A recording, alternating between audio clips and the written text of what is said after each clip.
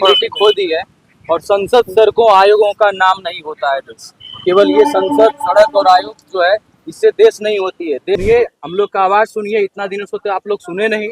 और जो गलत हुआ है, जो हम लोग ऑब्जेक्शन लगाए हैं, सारा रिजल्ट में रिफ्लेक्ट होकर के आ रहा है कि कौन सेंटर पे क्या हुआ था नहीं हुआ था। अगर सत्ताधीश नहीं सुन रहे हैं, आयोग नहीं सुन रहे हैं, तो उनको कड़ा चोट दे करके सुनाए कि छात्र अब रुकने वाला नहीं है। गवर्नमेंट रहे हमारे अब्दुल प्रसाद जी, उन्होंने एक ड्रेस्टिक चेंजेस किया था, क्रांतिकारी परिवर्तन किया था ट्रांसपेरेंसी को लेकर। पहली बार जो है 1/3 नेगेटिव हुआ, कोई विरोध नहीं हुआ। 69 के पूरे एग्जामिनेशन प्रोसेस में एक क्वेश्चन गलत नहीं था। 24 घंटा का समय है और हम अपने अभिभावक माननीय नीतीश कुमार प्रदेश के मुखिया से आग्रह करते हैं, जो 30 तारीख को हम लोगों ने महाजुटान का आह्वान किया है वो रुक भी सकती है अगर आप प्रयास करें तो।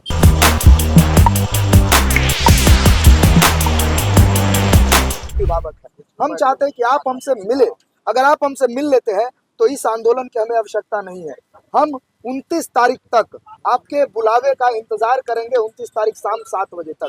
अगर आप नहीं करते हैं तो ये महा आंदोलन जो है एक विग्र रूप लेगा और हम लोग शांतिपूर्वक काला पट्टा हाथ पर बांध करके 30 तारीख को पटना में कूच करेंगे। और जितने भी साथी हैं, जितने भी अभिभावक हैं, वो सभी हम छात्रों के हित में आए और 30 तारीख को इस महा आंदोलन में अगर सत्ताधीश नहीं सुन रहे हैं, आयोग नहीं सुन रहे हैं, तो उनको कड़ा चोट दे करके सुनाए कि छात्र अब रुकने वाला नहीं है। सन 74 की जो क्रांति हुई थी जेपी साहब के नेतृत्व में, ये क्रांति छात्रों के नेतृत्व में विशुद्ध छात्र आंदोलन के रूप में जाना जाएगा। आने वाला इतिहास, ये आने वाले समय में इस इतिहास को आंदोलन में कभी कोई भूल नहीं पाएगा। इतिहास एक रूप लेगा। ये हमारा जो है QR कोड है, जिसके बारे में हमने बताया था, टेलीग्राम ग्रुप पर है। आप सभी साथियों से अनुरोध है कि इससे जुड़े। हम लोग जगह जगह जा रहे हैं, लोगों से समर्थन मांग रहे हैं।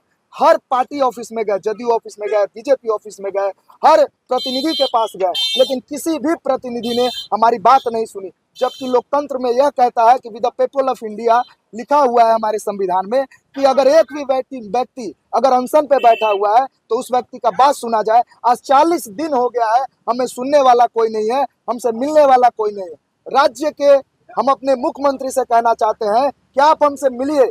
क्या चाहते हैं आप? एक बच्चे आत्महत्या कर लिया है, एक बच्चे रिजल्ट आने के बाद आत्महत्या कर लिया है, एक बच्चा भागलपुर में आत्महत्या कर लिया है। क्या चाहते हैं कि जो 51 लोग हैं, सत्याग्रह के लोग हैं, वो भी आत्महत्या कर ले? अगर मैं फिर से आपसे कहता हूं कि आप आइए और बच्चों को सुनिए। हम नहीं चाहते री एग्जाम, हमको नहीं चाहिए री एग्जाम, बस आप एक बार मिल लीजिए। हम जिद नहीं कर रहे हैं आपसे री एग्जाम की। अगर आप हमसे एक बार मिल लेते हैं तो हम पूरे सदस्य जो है अपना आंदोलन समाप्त करने के लिए रेडी है। लेकिन अब डिसीजन मुख्यमंत्री जी को लेना है।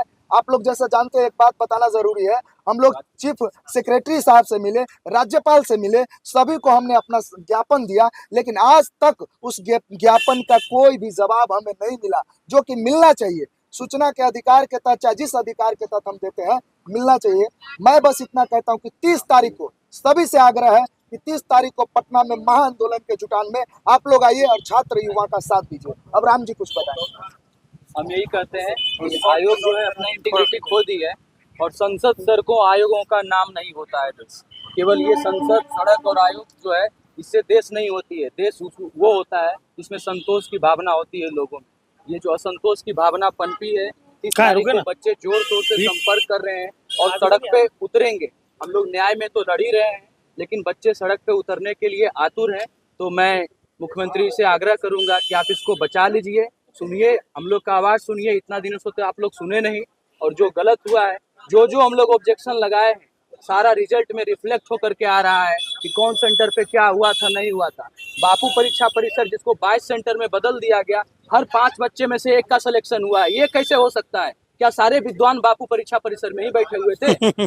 तो मैं यही कहना चाहता हूँ कि आयोग का जो जितना भी जो छल प्रपंच जो कर रही है, इस तरह से तोड़ मरोड़ के जो प्रेस कॉन्फ्रेंस किया जा रहा है, इसको भूलने का जो है समय आ गया है। इसको गंगाजल से साफ करने का समय आ गया। बड़ा आंदोलन का स्वरूप होगा को अब देखते हैं। अगर मुख्यमंत्री जी सुन जाते हैं, आयोग अभी भी अगर समझ जाती है तो फिर तो हम लोग ले लेंगे, क्योंकि हम लोग क्रांति थोड़े चाहते हैं। अब तक आप लोगों ने जितना बार भी आंदोलन किया, सड़कों को आपके ऊपर लाठियां चली, क्या लगता है इस बार भी प्रशासन आपको फर्क नहीं पड़ती है? वही तो बोले, संसद सड़कों आयोगों का नाम नहीं होता है देश।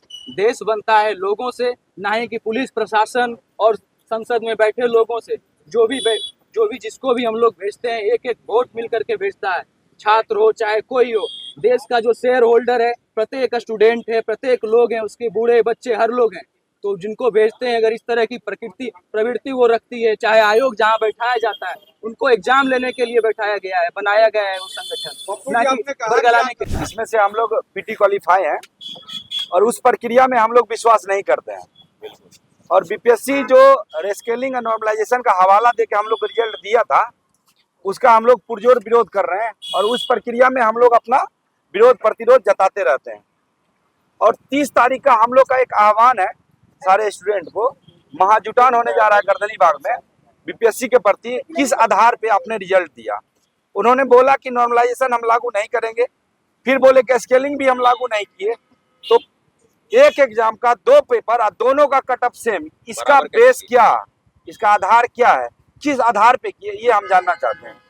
और जो 30 तारीख का महाजुटान है बच्चों का, उसमें सारे बच्चे शामिल हो रहे हैं, जो पीटी पास हैं, जो फेल हैं, जो नहीं है, सब बच्चा जो स्टूडेंट है वो 30 के महाजुटान में जो आ भी रहे हैं। इस प्रक्रिया से असंतोष व्यक्त कर रहा है वो सभी लोगों का कॉल है। और सिर्फ बीपीएससी नहीं, देखिए बगल में टीआरई वाले बैठे हुए हैं, हम लोग मोबिलाइजेशन कर रहे हैं, घूम रहे हैं।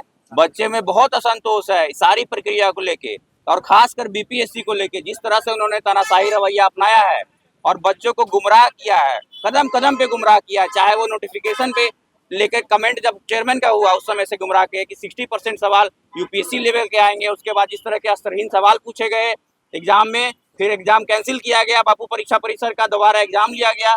सभी प्रक्रिया बिल्कुल ही ऐसे संदेह के घेरे में है और हम लोग इसका पूरा विरोध कर रहे हैं। और 30 तारीख को महाजुटान हो रहा है, सभी लोग हर जिले से लोग आए, पटना से सभी लोग आए और इस महाजुटान को सफल करें। आगे जैसे जो रिजल्ट में विसंगतता हुई है, जैसे 13 तारीख को जो एग्जाम हुआ उसे मात्र 6% रिजल्ट है। जो 4 तारीख को एग्जाम हुआ उसे 20% का आसपास रिजल्ट, 3 गुना 3 गुना ज़्यादा रिजल्ट है। उन्होंने बोला कि हम नॉमिनेशन नहीं करेंगे, उन्होंने फिर बोला कि हम जो स्केलिंग भी नहीं करेंगे। तो फिर रिजल्ट का मैकेनिज्म क्या होगा? ये पूरा का पूरा रिजल्ट संदेहास्पद है। साथ साथ अभी 12 क्वेश्चन पे जो आज रीट में सुनवाई भी है, 12 क्वेश्चन अभी भी गलत हैं, जो स्टैंडर्ड एनसीईआरटी स्टैंडर्ड के टेक्स्ट बुक के अनुसार। एक बात मैं कहना चाहूँगा, जो ऑनरेबल चेयरमैन रहे हमारे अब्दुल प्रसाद जी, उन्होंने एक ड्रेस्टिक चेंजेस किया था, क्रांतिकारी परिवर्तन किया था ट्रांसपेरेंसी को लेकर। पहली बार जो है 1/3 नेगेटिव हुआ, कोई विरोध नहीं हुआ। 69 के पूरे एग्जामिनेशन प्रोसेस में एक क्वेश्चन गलत नहीं था, डाउटफुल नहीं था। इसके अलावा उन्होंने क्या किया, पहली बार मार्कशीट को जो है पब्लिक डोमेन में रखा। पहली बार जो है जो आंसर बुकलेट सीरीज जो मेंस का आंसर था उनको पब्लिक डोमेन में रखा। तो एक डेमोक्रेटिक प्रोसेस के थ्रू ने एक बहुत बड़ा जो है साहसिक जो है प्रयास किया कि जो है ट्रांसपेरेंसी हो जाए। उसके बाद क्या हुआ कि आयोग के प्रति जो है लोगों में श्रद्धा बढ़ी, आस्था बढ़ी, विश्वास बढ़ा। आप देखेंगे लगातार जो नंबर ऑफ एप्लीकेंट जो है वो लगातार जो है बढ़ते चले।